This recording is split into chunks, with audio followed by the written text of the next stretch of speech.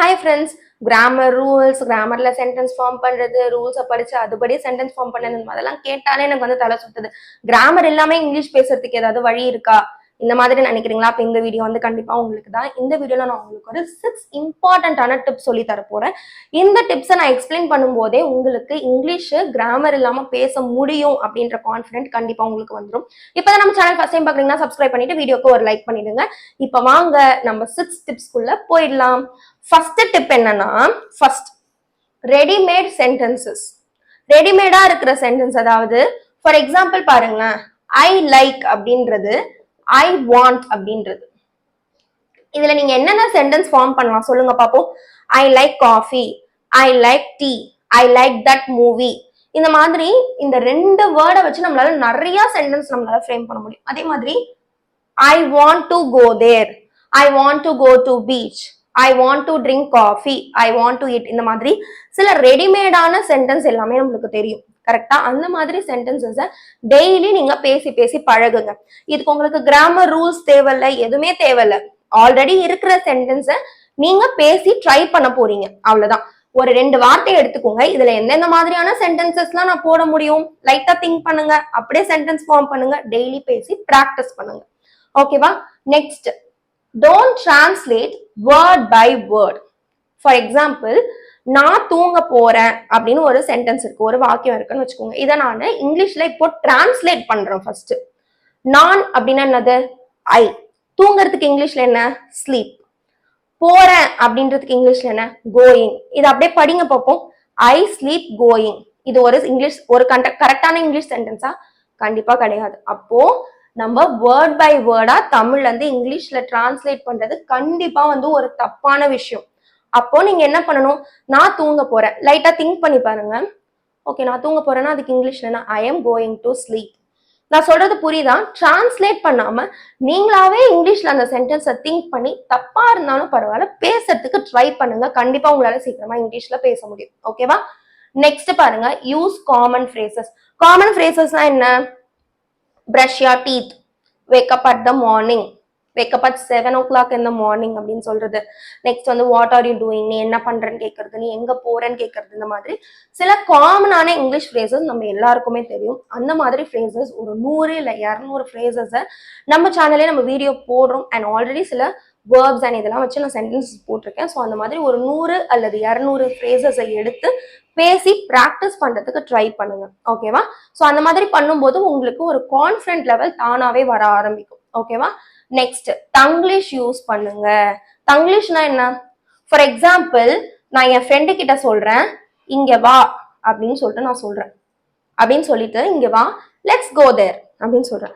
இது என்னது? ஒரு தங்கிலீஷ் சென்டென்ஸா? நீங்க சொல்லுங்க பாப்போம். இங்க வா, லெட்ஸ் கோ தேர். ஏய் கொஞ்சம் இங்க வாயேன், நம்ம அங்க போலாம் அப்படின்றதுதான் நான் தங்கிலீஷ்ல சொல்றேன். ஓகேவா? அப்ப இந்த மாதிரி பண்ணும்போது நம்மளுக்கு என்ன தோணும்னா, ஒரு ஃபன்னியாவும் இருக்கும் அண்ட் பேசுறதுக்கு ஒரு நீங்களாவே முன் வருவீங்க. தமிழும் இங்கிலீஷும் கலந்து பேசும்போது தானா உங்களுக்கு அந்த ஃப்ளூயன்சி வர ஆரம்பிக்கும். ஓகேவா? ஸோ அந்த மாதிரி கூட பேசி நீங்க வந்து ட்ரை பண்ணலாம். நெக்ஸ்ட், ஹெல்பிங் வேர்ப்ஸ் யூஸ் பண்ணுங்க. என்னென்ன ஹெல்பிங் வேர்ப்ஸ் உங்களுக்கு தெரியும்?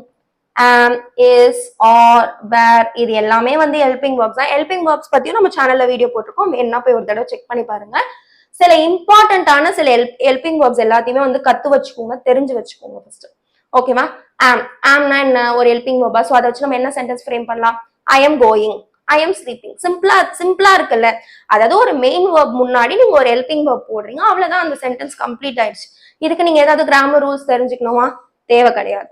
ஒரு சின்ன சென்டென்ஸை ஹெல்பிங் வேர்ப் வச்சு ஃபார்ம் பண்ணி நீங்க மற்றவங்க கிட்ட பேச போறீங்க, இல்ல உங்களுக்குள்ளேயும் நீங்க பேசி ட்ரை பண்ண போறீங்க. So please study those simple helping verbs. ஒரு 10 ஹெல்பிங் வேர்ப்ஸ் கத்து வச்சுக்கோங்களேன். அதை வச்சு ஒரு சென்டென்ஸ் ஃப்ரேம் பண்ணி பாருங்க. ஒரு நிறைய சென்டென்ஸ். இப்ப ஐ ஆம் அப்படின்றத வச்சு எத்தனை சென்டென்ஸ் நம்மளால ஃப்ரேம் பண்ண முடியும்? I am going, I am eating, I am sleeping, I am walking, I am jumping, I am running. எவ்வளவு சென்டென்ஸ் ஃப்ரேம் பண்ணும். ஸோ அந்த மாதிரி ஃப்ரேம் பண்ணி ட்ரை பண்ணி பாருங்க. ஓகே? Next, child English. இதுதான் வந்து ரொம்ப ரொம்ப வந்து இம்பார்ட்டன்டான பாயிண்ட் நான் சொல்லுவேன். ஏன்னா ஒரு குழந்தை ப்ரீகேஜி இல்ல எல்கேஜி படிக்கிற ஒரு குழந்தை கிட்ட நீங்க போறீங்க, வாட் இஸ் யுவர் நேம் அப்படின்னு கேட்கும்போது அந்த குழந்தை என்ன சொல்லுது? மை நேம் இஸ் ஸ்வாதி அப்படின்னு சொல்லிட்டு வச்சுக்கோங்க. அப்ப அந்த குழந்தைக்கு தெரியுமா? சொல்லுங்க. இது வந்து மை நேம்ஸ் அப்படின்றதுல வந்து நேம் அப்படின்றது வந்து ஒரு சப்ஜெக்ட் அப்படின்றது இதெல்லாம் அந்த குழந்தைக்கு தெரியுமா? இதுல இஸ் அப்படின்றது வந்து ஒரு ஹெல்பிங் வேர்ப். இந்த மாதிரி அந்த குழந்தைக்கு ஏதாவது தெரியுமா? தெரியாது. ஆனா அந்த குழந்தை மனசுல பதிய வச்சிருச்சு. நான் சொல்றது புரியுதா? மனசுல பதிஞ்சு போச்சு.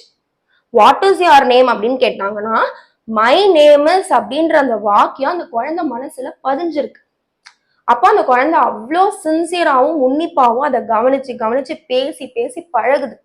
அப்ப நீங்களும் வந்து பேசி பேசி பழகுங்க. அவ்வளவுதான். ரொம்ப காம்ப்ளிகேட் பண்ணிக்காம ஒரு சிம்பிளான சென்டென்சஸ் கூட டெய்லி பேசி பேசி பழகும் போது அதாவது அதுவே பழகிடும் அப்படின்னு பாத்தீங்கன்னா அந்த மாதிரி இங்கிலீஷும் உங்களுக்கு வந்து பழகிடும் ஈஸியா. So don't think too much but think in English. அவ்வளவுதான். ஓகேவா? ஸோ இந்த 6 டிப்ஸை டெய்லி ஃபாலோ பண்ணி சில தப்புலாம் கூட நான் பண்ணக்கூடாதுன்னு சொல்லியிருக்கேன். அந்த மாதிரி பண்ணாம டெய்லி சென்டென்சஸ்ல ஈஸியா பேசி ட்ரை பண்ணி உங்களால இந்த சிம்பிளான டிப்ஸை யூஸ் பண்ணி இங்கிலீஷ் பேச முடியுதான்னு சொல்லிட்டு எனக்கு கண்டிப்பா கமெண்ட் பண்ணுங்க. அண்ட் இப்போவே நான் சொன்ன இந்த ரெடிமேட் சென்டென்ஸா இருக்கட்டும், சைல்டு இங்கிலீஷா இருக்கட்டும், அண்ட் தென் காமன் ஃப்ரேசஸா இருக்கட்டும், இந்த மாதிரி நிறைய சென்டென்ஸ் ஃப்ரேம் பண்ணுங்க பார்ப்போம். உங்களுக்கு தனியா ஃப்ரேம் பண்ண பிடிக்கலன்னா நீங்க என் கூட சேர்ந்து பேசுங்க. எப்படின்னு கேக்குறீங்களா? கமெண்ட்ல உங்களால எவ்வளவு சென்டென்ஸ் உங்களால ஃபார்ம் பண்ண முடியும், எவ்வளவு சென்டென்சஸ் உங்களால பேச முடியும்னு நினைக்கிறீங்களோ கமெண்ட்ல பேசி ஏன் கூட நீங்க ஷேர் பண்ணுங்க. நான் கண்டிப்பா உங்களுக்கு ரிப்ளை பண்ணி நானும் உங்க கூட சேர்ந்து பேசுறதுக்கு ரெடியா இருக்கேன்.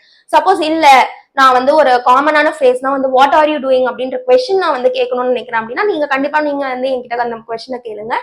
நான் அதே காமன் ஃப்ரேஸை யூஸ் பண்ணி அதுக்கான ஆன்சரையும் நான் உங்க கூட ஷேர் பண்றதுக்கு நான் ரெடியா இருக்கேன். So let's learn English together and let's speak English together. Okay, ma? So I will see you in the next video. Bye friends.